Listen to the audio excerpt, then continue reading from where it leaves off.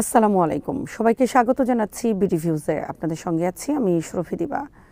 সিরিয়ার দক্ষিণাঞ্চলে ২০২৫ সালের জুলাই থেকে অস্থিরতায় জর্জরিত সুয়েদা প্রদেশে স্থানীয় দ্রুজ জনগোষ্ঠী ও বেদুইন উপজাতিদের মধ্যে শুরু হওয়া ছোটখাটো সংঘর্ষ দ্রুতই ভয়াবহ রক্তক্ষয়ী সংঘাতে রূপ নেয়। প্রথমে কয়েকজনের মধ্যে শুরু হলেও কয়েকদিনের মধ্যে সংঘাতে শত শত মানুষ নিহত হয় এবং হাজার হাজার মানুষ ঘরবাড়ি ছেড়ে পালাতে বাধ্য হয়। সরকারি বাহিনী পরিস্থিতি নিয়ন্ত্রণে নামলে তাদের বিরুদ্ধে অভিযোগ ওঠে যে তারা নিরপেক্ষ না থেকে বেদুইনদের পক্ষ নিয়েছে এবং দ্রুজ সম্প্রদায়ের উপর হামলা চালিয়েছে। এই অভিযোগ আরও ক্ষোভ উস্কে দেয় এবং পরিস্থিতি ভয়াবহ হয়ে ওঠে।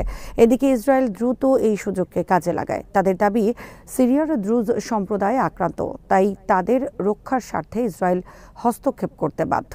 এই অজুহাতে ইসরায়েল বিমান হামলা চালায় সিরিয়ার সরকারি বাহিনীর কিছু অবস্থানে। এর ফলে পরিস্থিতি আরও অস্থিতিশীল হয়ে ওঠে। সিরিয়া নিয়ে ইসরায়েলের আগ্রাসন ও কূটকৌশলের আদ্যোপান্ত জানাচ্ছেন ওয়াহিদ ফারুকী।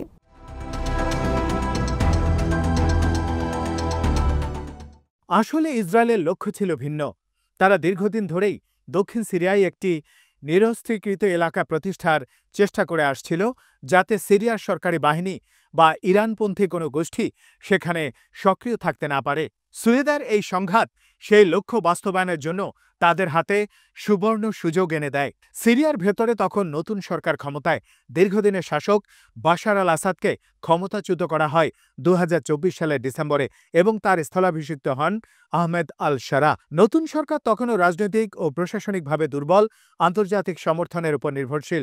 সুয়েদার মতো বড় সংঘাত তাই তাদের জন্য বড় ধরনের সংকট ডেকে আনে।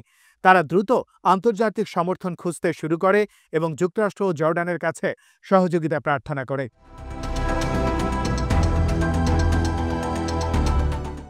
জর্ডানও ভৌগোলিক কারণে সরাসরি প্রভাবিত হয়। সুয়েদা প্রদেশ তার সীমান্তের কাছেই, ফলে সেখানে অস্থিতিশীলতা মানেই সীমান্ত দিয়ে শরণার্থী প্রবাহ, বাণিজ্যিক ক্ষতি এবং নিরাপত্তা ঝুঁকি। যুক্তরাষ্ট্র দ্রুত সক্রিয় হয় কারণ তাদের মূল লক্ষ্য সবসময় ইসরায়েলের নিরাপত্তা নিশ্চিত করা। ফলে যুক্তরাষ্ট্র, জর্ডান ও সিরিয়া বসে একটি রোডম্যাপ তৈরি করে, যার উদ্দেশ্য দক্ষিণ সিরিয়ায় স্থিতিশীলতা ফিরিয়ে আনা।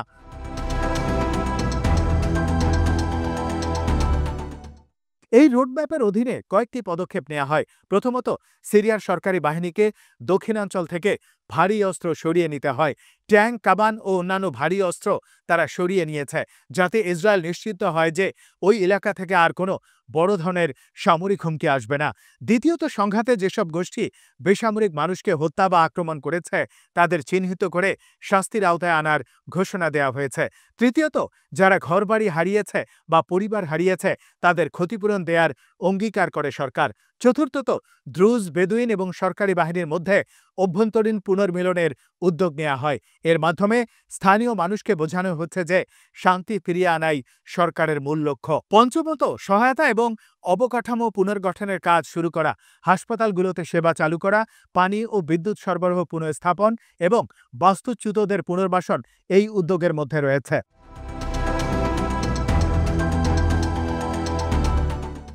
এছাড়া স্থানীয় প্রশাসনেও পরিবর্তন আনা হয়। সুয়েদা শহরে নতুন করে একজন নিরাপত্তা প্রধান নিয়োগ দেওয়া হয়, যিনি দ্রুজ সম্প্রদায়ভুক্ত এবং স্থানীয় এক সশস্ত্র গোষ্ঠীর নেতা।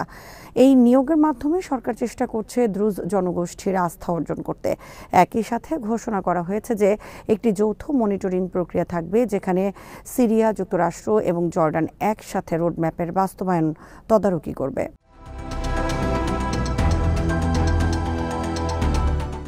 সবচেয়ে গুরুত্বপূর্ণ বিষয় হল, সিরিয়া আনুষ্ঠানিকভাবে ঘোষণা করেছে যে তারা যুক্তরাষ্ট্রের সঙ্গে পরামর্শ করে ইসরায়েলের সাথে কিছু নিরাপত্তা সম্পর্কিত বোঝাপড়া পৌঁছানোর প্রক্রিয়ায় রয়েছে।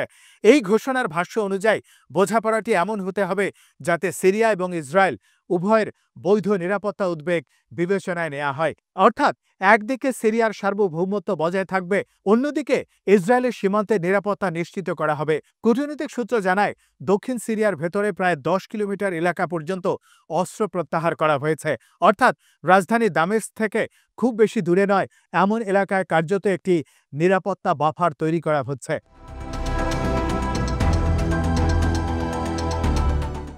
আগস্ট মাসে ইসরায়েলি প্রধানমন্ত্রী বেঞ্জামিন নেতানিয়াহু প্রকাশ্যে বলেন যে তারা দক্ষিণ সিরিয়ায় একটি ডিমিলিটারাইজড জোন প্রতিষ্ঠা নিয়ে আলোচনা করছে। সেপ্টেম্বরে জানা যায় সিরিয়া ও ইসরায়েলের প্রতিনিধিরা একাধিকবার বৈঠক করেছে, প্রথমে প্যারিসে এবং পরে আজারবাইজানের রাজধানী বাকুতে। এসব বৈঠক যুক্তরাষ্ট্রের মধ্যস্থতায় হয়েছে। যুক্তরাষ্ট্র এই সমঝোতাকে ঐতিহাসিক পদক্ষেপ হিসেবে বর্ণনা করেছে।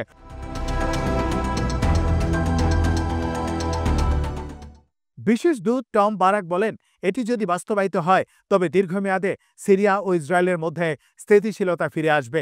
জর্ডানের পররাষ্ট্রমন্ত্রী আইমান সাফাদি বলেছেন, যৌথ প্রক্রিয়ার মাধ্যমে পরিকল্পনা বাস্তবায়িত হবে এবং এর ফলে সীমান্ত নিরাপত্তাও বাড়বে। তবে এই প্রক্রিয়ায় চ্যালেঞ্জও কম নয়।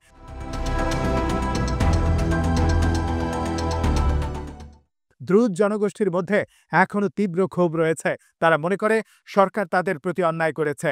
তাদের এক অংশ এমনকি আলাদা প্রশাসনিক অঞ্চলের দাবি তুলেছে।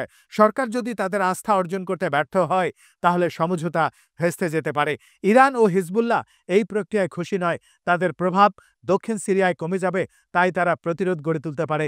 তাছাড়া ইসরায়েল অতীতে বহুবার সিরিয়ার ভেতরে বিমান হামলা চালিয়েছে।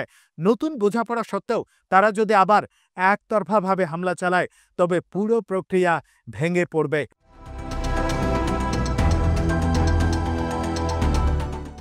অর্থনৈতিক দিক থেকেও সিরিয়ার অবস্থা শোচনীয়। দীর্ঘ গৃহযুদ্ধ, আসাদের পতন, অবকাঠামো ধ্বংস এবং আন্তর্জাতিক অবরোধের কারণে দেশটির অর্থনীতি ভঙ্গুর। এই অবস্থায় পুনর্গঠন, ক্ষতিপূরণ ও নতুন প্রশাসনিক কাঠামো বাস্তবায়ন করা কঠিন। বিদেশি সহায়তা ছাড়া তা সম্ভব নয়। নতুন প্রেসিডেন্ট আহমেদ আল শারার নেতৃত্বাধীন সরকার এখনও দুর্বল এবং অভ্যন্তরীণ রাজনৈতিক স্থিতিশীলতা নিশ্চিত করতে সংগ্রাম করছে। ফলে স্থানীয় সমঝোতা কার্যকরভাবে বাস্তবায়ন করা তাদের জন্য কঠিন হয়ে দাঁড়াতে পারে।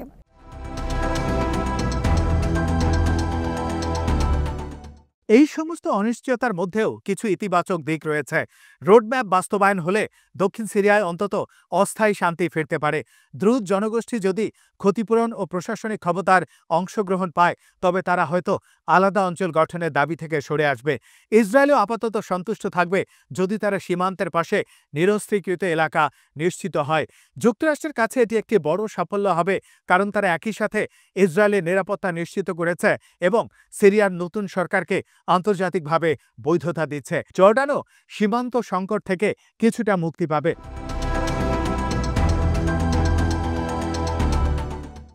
তবে বাস্তবতা হলো এই অঞ্চলে স্থায়ী শান্তি প্রতিষ্ঠা করা খুবই কঠিন। বহু দশক ধরে সিরিয়া ও ইসরায়েল আনুষ্ঠানিকভাবে যুদ্ধে আছে। 1948 সালে ইসরায়েল রাষ্ট্র গঠনের পর থেকে দুই দেশের মধ্যে শত্রুতা চলে আসছে। 1973 সালে আরব ইসরায়েল যুদ্ধের পর গোলান মালভূমিতে জাতিসংঘের তত্ত্বাবধানে একটি বাফার জোন গড়ে ওঠে। কিন্তু সাম্প্রতিক বছরগুলোতে ইসরায়েল বহুবার সিরিয়ার ভেতরে সামরিক হামলা চালিয়েছে। তাই নতুন বোঝাপড়ার সফলতা নির্ভর করবে উভয় পক্ষের সদিচ্ছা, আস্থা ও আন্তর্জাতিক চাপের উপর।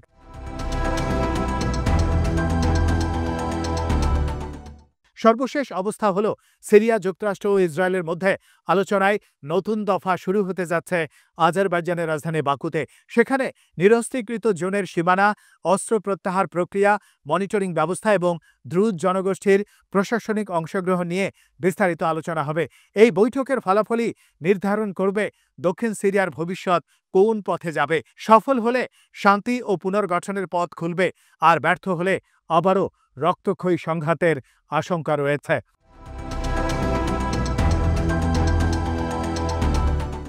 সব মিলিয়ে বলা যায়, সিরিয়া, যুক্তরাষ্ট্র ও ইসরায়েলের এই আলোচনার ফলাফল শুধু দক্ষিণ সিরিয়ার নয়, পুরো মধ্যপ্রাচ্যের নিরাপত্তা ও রাজনৈতিক ভারসাম্যের উপর বড় ধরনের প্রভাব ফেলবে। মধ্যপ্রাচ্যের ইতিহাসে বহু সমঝোতা হয়েছিল, কিন্তু স্থায়ী শান্তি আসেনি। তাই এবারও অনিশ্চয়তা রয়ে গেছে। তবু আশার আলো হলো সব পক্ষ অন্তত আলোচনার টেবিলে এসেছে এবং রক্তক্ষয়ী সংঘাত এড়াতে চাচ্ছে। এই প্রক্রিয়া সফল হলে অঞ্চলটির জন্য এটি হবে এক ঐতিহাসিক মোড় পরিবর্তনের মুহূর্ত। আজ এখানে শেষ করছি। সবাই ভালো থাকুন, সুস্থ থাকুন আর দেখতে থাকুন বিডিভিউজ। চ্যানেলটি ভালো লাগলে সাবস্ক্রাইব করুন, সংযুক্ত থাকুন আমাদের ফেসবুক পেজে। আল্লাহ হাফেজ।